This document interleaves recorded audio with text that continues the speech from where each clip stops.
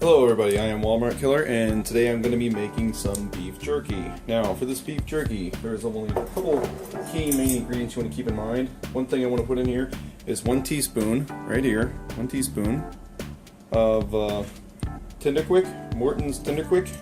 I don't want to be making any more in there than that. That should be just enough. Now for the rest of these ingredients, this is just going to be stuff that I'm just throwing together. Why not? Some Kikkoman soy sauce, we'll pour some of that in there, just dump a generous amount, why not? Soy sauce. This is going to be for, what was that? About 4.5, almost 4 pounds of meat, something like that. And we'll put some ketchup in there. That's bad boys.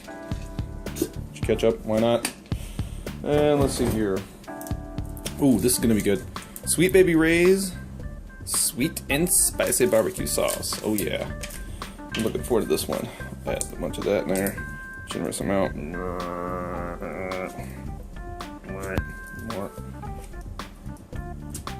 like that. There we go. Let's see here. Some Worcestershire sauce. Again, we'll just try to get as much of that in there as we can. There we go. Alright. Some Sriracha chili sauce. This stuff's delicious. It's not that hot, but it's very delicious. If you want hot, use hotter sauce. Just pour a whole bunch of that in there, why not? Okay. And let's see here. Just some Kikkoman sweet and sour. I've had this laying around for a while and I figured, why not? Some sweet and sour in that bad boy. Not much here, really.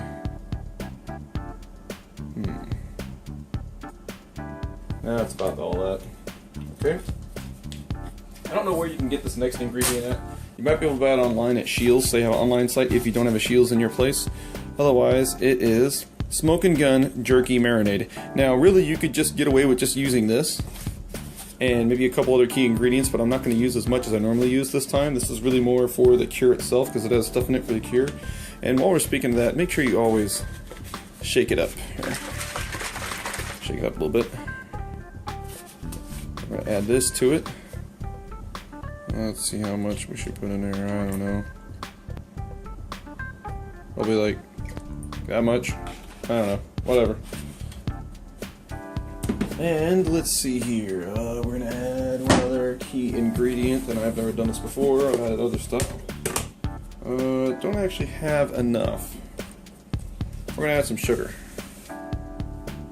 Some regular old table sugar. Alright, we're going to add more sugar. That should be enough. That's plenty. I don't want to add too much and go nuts. Put your excess sugar in there. Alright, so now we're going to mix all this crap up. Get a spoon in there. Something to get on all the sides. Spatula would be great. Gotta have a spatula. Gotta have a spatula. I think it's dirty. Try to have one. Alright, so we're going to stir this crap all up. Might have to use the blender.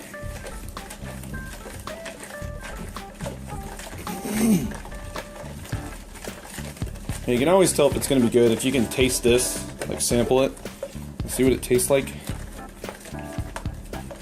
And if it tastes good, that flavor is probably just going to get magnified in the meat. And yeah, that's what you want. Magnify that flavor in the meat. I got just some basic, I don't know, I got some round meat, some of that, and then I went with some rib meat, and I got it freezing in the freezer right now, so I can slice it up all nice and neat, and that would be super delicious. Let's give that a taste.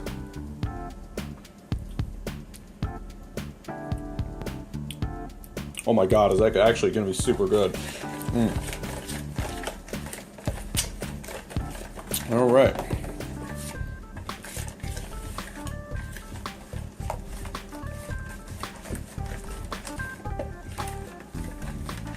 wonder if that's enough sauce. But you get the idea. And just slice up your meat to about, quarter of an inch thick or so. Throw the meat in here after it's thawed up a little bit, because I like to keep mine frozen, so you can slice it up. Not frozen solid like all the way, but frozen enough. Throw it in here with this crap, and I'll end up mixing it all up thoroughly. Put it in a Ziploc bag and let it sit for, I don't know, a day, 2 days, probably 2 days would be best.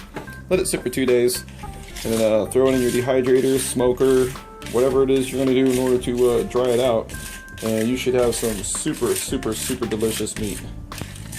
I will show you the meat after I got it all in there in the bag.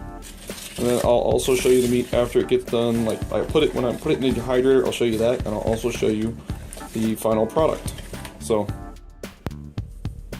as you see right now, this is the finished product here.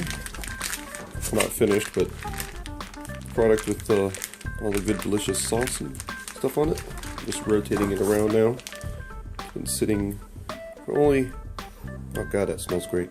Sitting for only about, I don't know, 8 hours in the bag. I'm gonna let this stuff marinate until at least Christmas Day, and then do my thing, dehydrate the crap out of it. So I'll get back to you then. Alright, this is the meat after I've been dehydrating it for about 4 hours. I gotta admit, I made some of these a little thicker than intended, but other ones I cut, just about right. Oh man, that's delicious. If I had to do it again, I'd do the same thing. Or maybe add some pepper, just a little bit of pepper.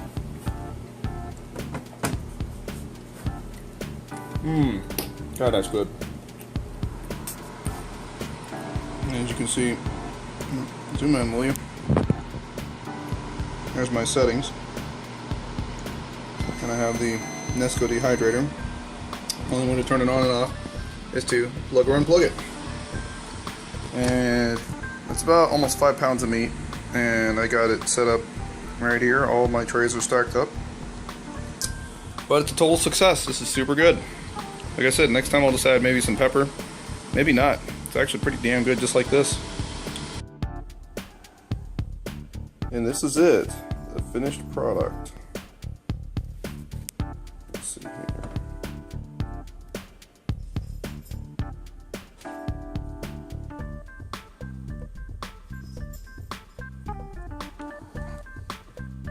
Some of these pieces were crazy thick here.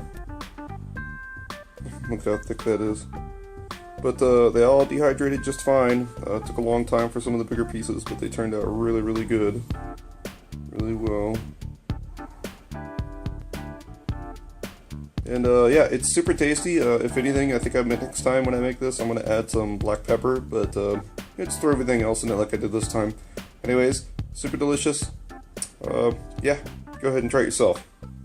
Thanks. Oh, that's good stuff. Later.